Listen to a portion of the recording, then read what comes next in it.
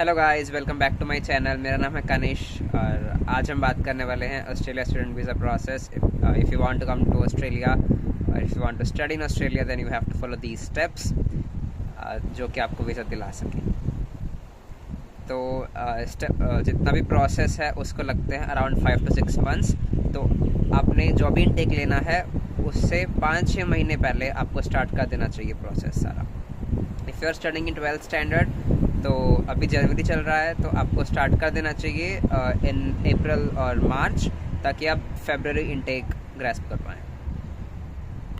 सबसे पहले आता है आपका पासपोर्ट, जो कि सबसे मस्ट है एज योर आईडी प्रूफ। तो अगर आपके पास पासपोर्ट नहीं है तो अभी जनवरी चल रहा है तो आप अभी अप्लाई कर दें if you want to take February intake. तो सबसे पहले आता है पासपोर्ट। आप अभी अप्लाई करेंगे, आपका मार्च अप्रैल में बन जाएगा पासपोर्ट। ठीक है। नेक्स्ट स्टेप आता है आपको पीटी क्लासेस ज्वाइन करनी है। पीटी बहुत इजी है, पीटी और आइल्स जो भी आप करना चाहें।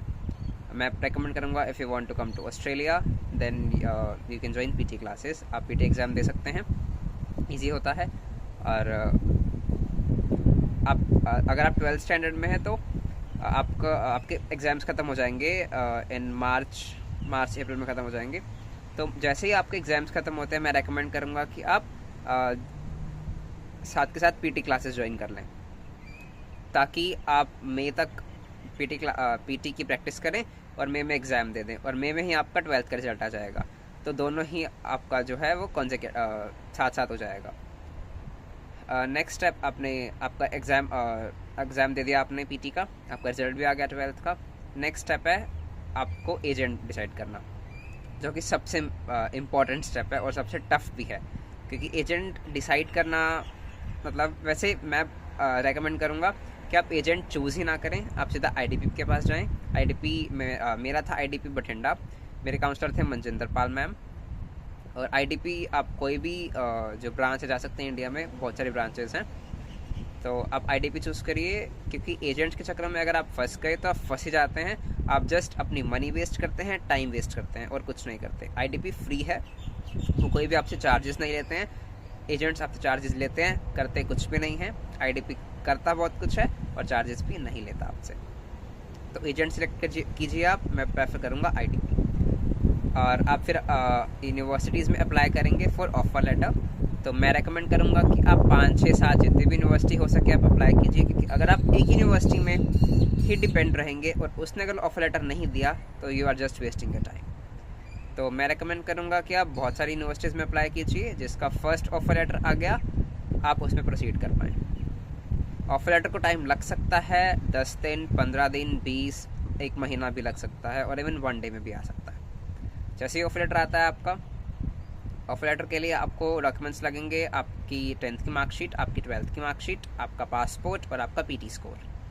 ये 4 चीज़ें लगेंगी एंड देन आपका ऑफर लेटर यूनिवर्सिटी आपको दे देगी। कंडीशनल ऑफर लेटर, नाम से क्लियर है, कंडीशनल है तो मतलब कुछ कंडीशंस लग के आई हैं। तो जितने भी डॉक्यूमेंट्स होते हैं आपको भेजने होते हैं यूनिवर्सिटी को, यार statements, bank statements, funds, loan अगर आपने लिया है लोन, सब कुछ है। और उसके बाद आपका होता है जीटी और GST process, that is genuine temporary एंट्रेंट। ये पहले होता था, अब उसको रिप्लेस कर दिया है जीएसटी से, that is genuine student test. इसमें कुछ नहीं होता, आपका इंटरव्यू हो सकता है, यूनिवर्सिटी आपका face to face video call पे इंटरव्यू ले सकती है, और आप सिंपल कॉल भी कर सकती है आपको। और वो रैंडम कॉल होता है, आपको टाइम नहीं दिया होता कि हम आपको इस दिन कॉल करेंगे, वो कभी भी आपको कॉल आ सकता है। मेरे केस में मुझे कोई इंटरव्यू नहीं आया, पर आपको आ सकता है, तो आपको रेडी रहना पड़ेगा। उसमें कुछ नहीं, बस क्वेश्चंस पूछते हैं कि आप जेन्युइन हैं या नहीं। जैसे कि आप ऑस्ट्रेलिया की चूज़ करना चाहते हैं, आपको किसने रेकमेंड किया ऑस्ट्रेलिया, और आपने यही यूनिवर्सिटी के चूज़ की, आपने ये कोर्स क्यों चूज़ किया, आप बाद में इंडिया जाएंगे या नहीं जाएंगे, फ्यूचर प्लान्स क्या हैं आपके।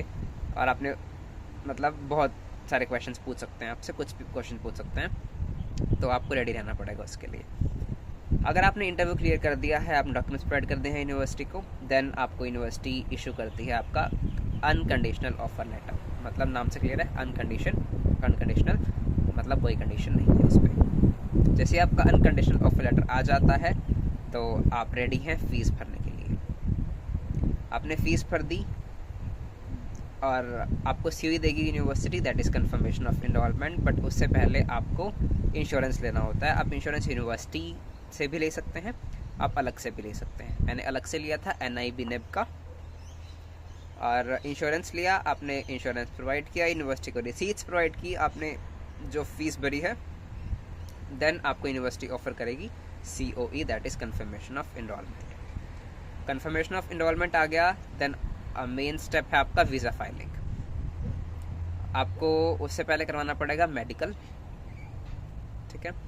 मेडिकल होता है जनरली 4-5-6 हज़ार तक का हो जाता है। मतलब आपकी बॉडी टेस्ट होती है कि आप फिट हैं, आप ऑस्ट्रेलिया में सर्वाइव कर पाएंगे। जनरली वो चेक करते हैं ट्यूबरक्लोसिस तो नहीं है आपको, एड्स तो नहीं है आपको, मतलब ऐसी ऐसी जो खतरनाक बीमारियां हैं, अब वो उसका टेस्ट करते हैं कि आप फिट हैं प्रॉपर, आप ऑस्ट्रेलिया आ सकते हैं। मेडिकल आपका हुआ और उसकी रिपोर्ट 7 डेज़ में आ जाती है। वो आपके पास नहीं आती है, वो सीधा एम्बेसी को भेजते हैं। उसके लिए आपको हैप ID जनरेट करनी होती है, वो आपका एजेंट कर देता है। उसके बाद आपका visa process, visa filing, visa आपको एजेंट करता है, आपको सारे डॉक्यूमेंट्स प्रोवाइड करने होते हैं। डॉक्यूमेंट्स आपको उसमें नोटरी लगानी होती है, मतलब नोटरी करवा के डॉक्यूमेंट्स देने होते हैं। इवन आपका हर एक पेज, पासपोर्ट के पेज की नोटरी होती है। नोटरी आपने करवाई एंड देन वीज़ा फाइलिंग हो गई। देन वीज़ा आपका आ सकता है with in 1 month, even 1 second, 2 months, 3 months, 4 months max. मेरा पर्सनली वीज़ा आया है 2.5 मंथ्स में, तो आपका भी आ सकता है 2.5 मंथ्स में, इवन 1 डे में भी आ सकता है, 1 सेकेंड में भी आ सकता है, 1 मिनट में भी आ सकता है। ऑस्ट्रेलिया कुछ भी कर सकता है, ठीक है। तो ये थे आपकी वीज़ा प्रोसेसिंग। टाइम मैं बता देता हूँ। पासपोर्ट आपको टाइम लग सकता है 2 मंथ्स, 3 मंथ्स। ऑफर लेटर आपको टाइम लग सकता है 1 मंथ मैक्स। अनकंडीशनल 1 मंथ आराम से, क्योंकि GT प्रोसेस होता है, तो 1 मंथ, इवन 1.5 और 2 मंथ्स भी लग सकते हैं आपको GT प्रोसेस में।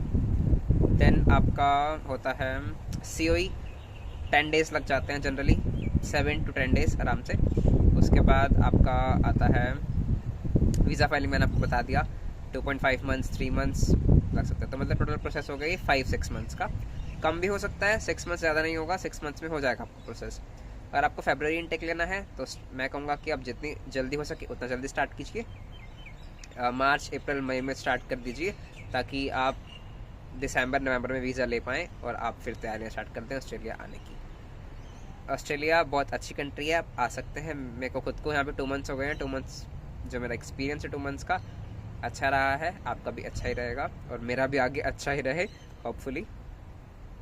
तो यही था आपका ऑस्ट्रेलिया स्टूडेंट वीज़ा प्रोसेस। मैं ये चाहूँगा कि जो आना चाहते हैं ऑस्ट्रेलिया वो आएँ, उनका वीज़ा आप अप्लाई करें और वीज़ा आए भी। ओके, सो यही थी आपकी वीडियो। अगर आपको अच्छी लगी हो तो लाइक कर देना, सब्सक्राइब कर देना, शेयर कर देना, कमेंट कर देना। और नेक्स्ट वीडियो में डॉक्यूमेंट्स जो जो लगते हैं रिक्वायर्ड हैं उस पर वीडियो बनाऊँगा। PT पे भी अगर आप कहेंगे तो वीडियो बना दूँगा। PT एग्ज़ाम कैसे कैसे होता है, उसमें क्या क्या मॉड्यूल्स होते हैं, एवरीथिंग।